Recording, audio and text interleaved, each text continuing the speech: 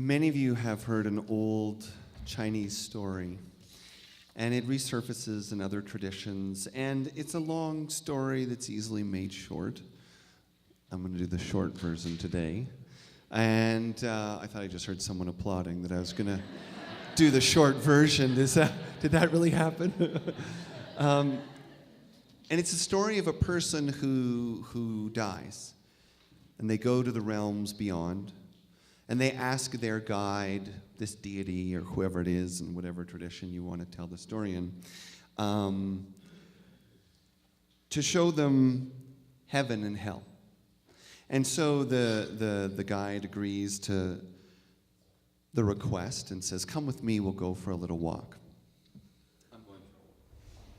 And so they go through the mists of time, and they go down a magical corridor, and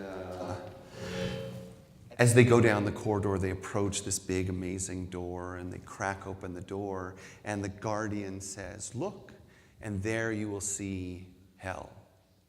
And the person's a little confused because what they see is this great opulent banquet. Food of every kind, and beautiful candles, and beautiful chairs, everything about the place is beautiful. But the people, as he looks closer, he notices are gaunt and withering and weak. Something's not right. Food everywhere, and they're all starving. And he looks closely, and what he sees is that their hands and their arms are all stiff and stretched out. They can't bend their arms to enjoy all this food they have in front of them. And so they are all slowly dying together. He's disturbed. "Take me away. Show me something else." And so they go down the magical corridor to another great magical door. And the guardian opens the door, and the person is confused because you just showed me this. It's the same room. Beautiful banquet table, food of every kind, people in all the seats, everything so beautifully appointed. But wait, he looks closely, and there's something different. The cheeks are rosy. The faces are full of laughter. The arms still stiff.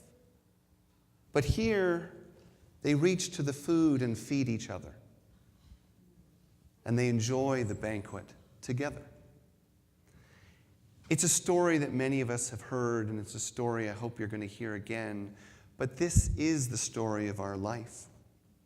If we think that we are here to feed ourselves, we're mistaken, because nothing happens but through our interconnection.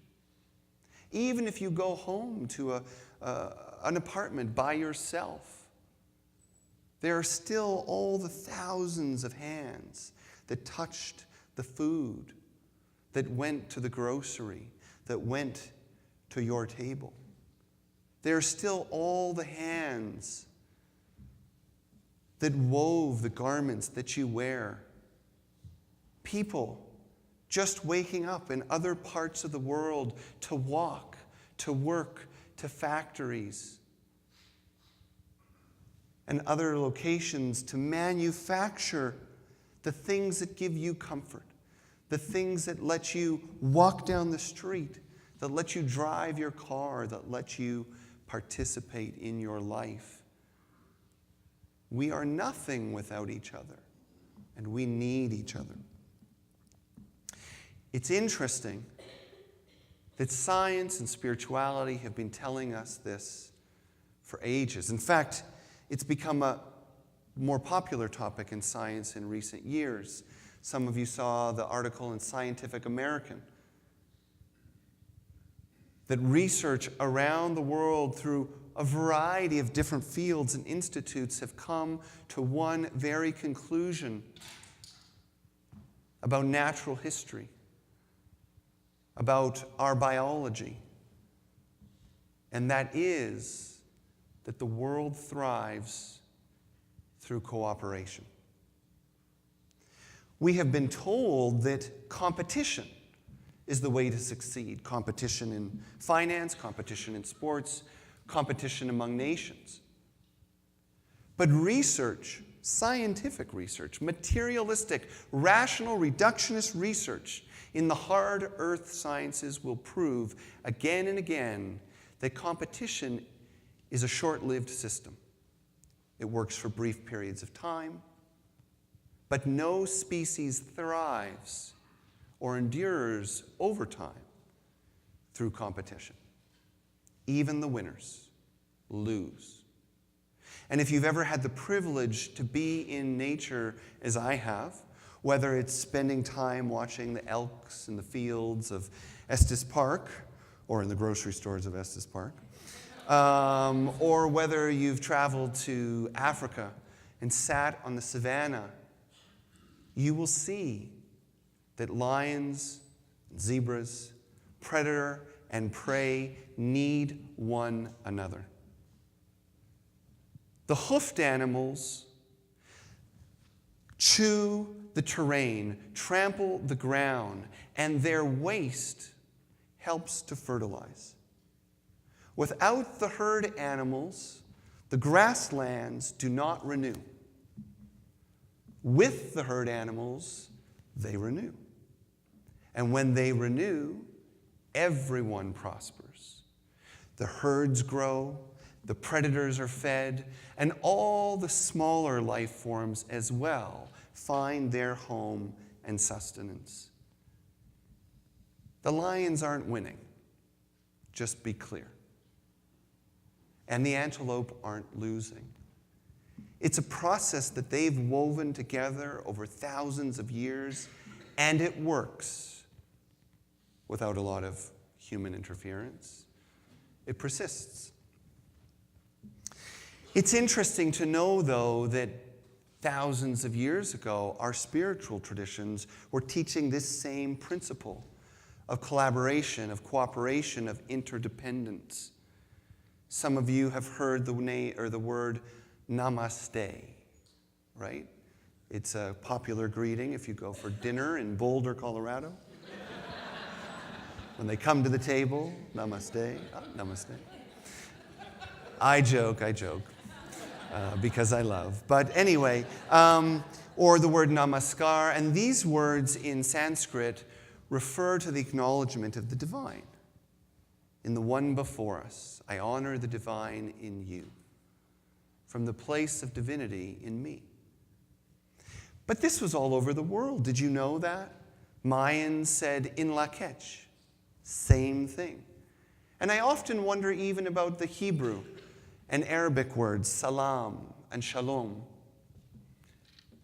which mean hello and goodbye and peace be upon you all at once, somehow acknowledging that time is immaterial, that relationships are somehow a priority. And in my own community of formation, the expression mitak oyasin, a simple Native American phrase, mitak oyasin, for the Sioux people, the Lakota, the Dakota, the Nakota, as well as many other tribes over time that have picked this phrase up, simply means we are all related.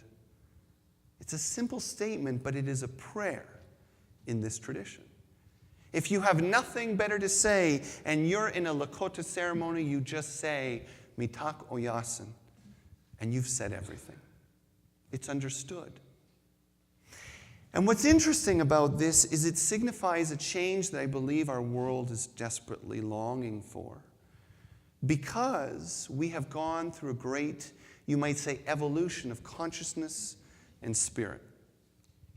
I know that this community has studied the work of Pierre de Chardin, as well as other great philosophers of consciousness. And there's a general kind of belief that at one time, the world was dominated by tribal, earth traditions. In the scholastic field, they called them primal religions. Primal really just meaning first. And these traditions were oriented horizontally in the world. It didn't mean they didn't believe in a supreme being or a higher power. They did.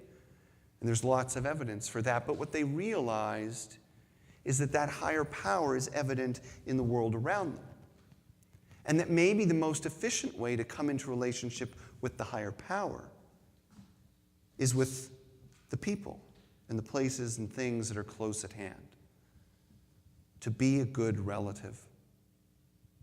And in those days, I do believe it was a matter of spiritual sustenance and survival. Because when you live at the mercy of the elements, when you make your own tools and your own food, and you don't know when the drought is coming, when the famine is coming, it's pretty obvious we need each other. But then there was a time, and interestingly enough, we can even look at it on a calendar, right around 500 BC, or BCE, depending how you do calendars. There was this extraordinary proliferation of teachers, prophets, from the Buddha to Confucius to Jesus, Muhammad, and so on, all in a very short, tight time frame. These teachers came around the world and they taught a new approach to spirit. That we can go inwards into our hearts and have a vertical relationship with God. Whether our families are agreeing with it, whether our society is agreeing with it, whether our culture and natural world is agreeing with it, we don't need to wait for the horizontal relationships to be one with our source. And so the path of the individual took root. And the concept of enlightenment took root. And it grew for thousands of years, and it has helped to heal people and transform lives. But it was prophesied by the ancient people and by the modern academics that there would have to come a time where these two relationships to spirit, the horizontal and the vertical, would have to come together as one. Where people who know that spirit is all, that consciousness is all, that energy is all, would one day realize that that awareness is not enough on its own. To have a simple personal relationship with a higher power, but not with our world, is not enough. And interestingly, you know what they prophesied? That this would be the time that that change would happen. And that it wouldn't be easy at first. It would come with great upheaval. And it would come with great unrest and great confusion among nations. But what was being born through this struggle was the need for integration. Integration of wisdom, integration of cultures, integration of teachings and traditions, the awareness that we need each other. And when anyone suffers, we all suffer. And that only through the consciousness of the collective can we solve the unsolvable problems that we now face. And so, you might adopt into your practice a daily reminder, an affirmation, not only of the oneness of spirit, but of our oneness together in spirit. And so whether you affirm Namaste or In Lakesh or Mitaku Yasin, or you read our statement of being, we can find ways to feed this truth, to live and act as good relatives, and to love one another into the future, into the solutions that we need, and through the times that seem insurmountable, because I'm going to tell you one final thing as a final thought. If you think that one day it's just all going to get better, and it's all going to be perfect, and we're all going to agree, you are waiting for a day that you may never see. But here's something magical. When you look for love, you will find it. When you look for peace, you will see it. When you look for beauty, you will discover that it is everywhere. And so whether the imbalance is high or low, or the pain is strong or weak, it doesn't change the fact that we are always held in spirit. And the best of us is always available, but only through each other and only by being together. So on this note, we're going to transition into the healing, the ending, the conclusion of our stone rituals. Now, yes, this is one of those days we're going to do something weird, and if you haven't been here before, we don't always do something weird, but sometimes we do. If you would like to participate, then what I'm going to ask you to do is to stand and fill these two aisles roughly equally, holding your stone. I know, you're like, well, I want to know what you're going to make us do first. I don't know. If you really want to change and that's your attitude, I'd give up right now.